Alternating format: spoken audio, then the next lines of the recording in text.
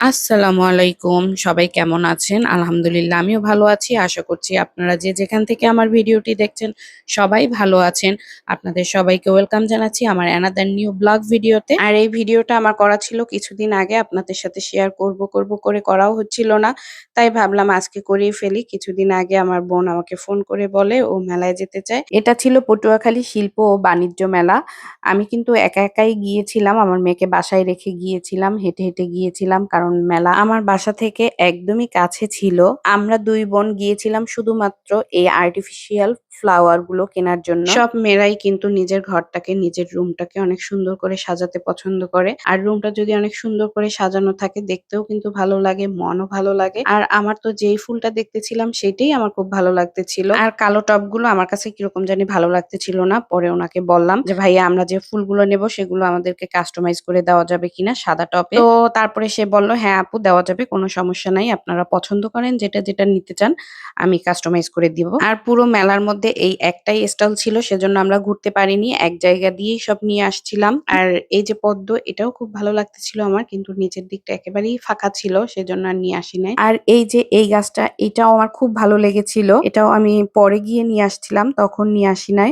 কারণ ৳৪৫০ আমার খুব বেশি মনে হয়েছিল। পরে ভাবলাম যেহেতু পছন্দ হয়েছে নিয়ে নেই। আর ওনাদের এখানে কিন্তু সবকিছুই ফিক্সড প্রাইস এর ছিল।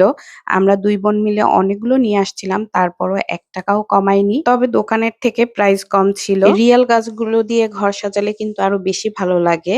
আমি ওটা রাখতে পারি না কারণ কাদামাটি আমার অনেক ঘৃণা লাগে সেজন্যই আমি আর্টিফিশিয়াল গুলোই রাখার চেষ্টা করি সবসময় আমার বাসায়। আর এই যে এই ফুলটা সেট করে দিয়েছিল যে টবটার মধ্যে, এই টবটা ভাঙা ছিল।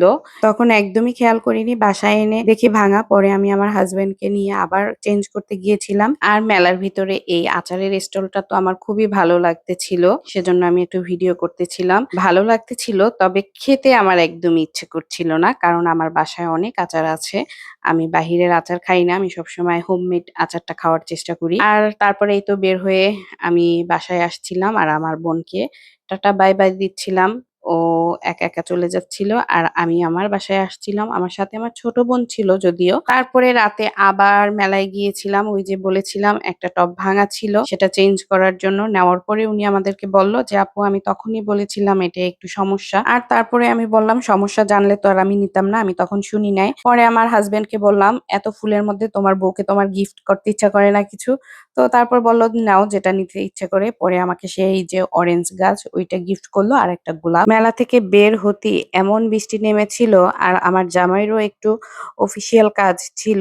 তো তারপরে আমরা বৃষ্টির মধ্যেই রওনা করলাম। আর এমন জোরে বৃষ্টি নেমেছে আমার তো খুবই ভালো লাগতেছিল। পরে বললাম যে, "একটু সামনে যাও।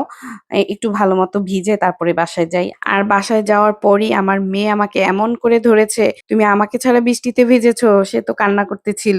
আমি মূলত ওর জন্যই বৃষ্টিতে ভিজি না। কারণ আমি ভিজলে ও ভিজতে চায়।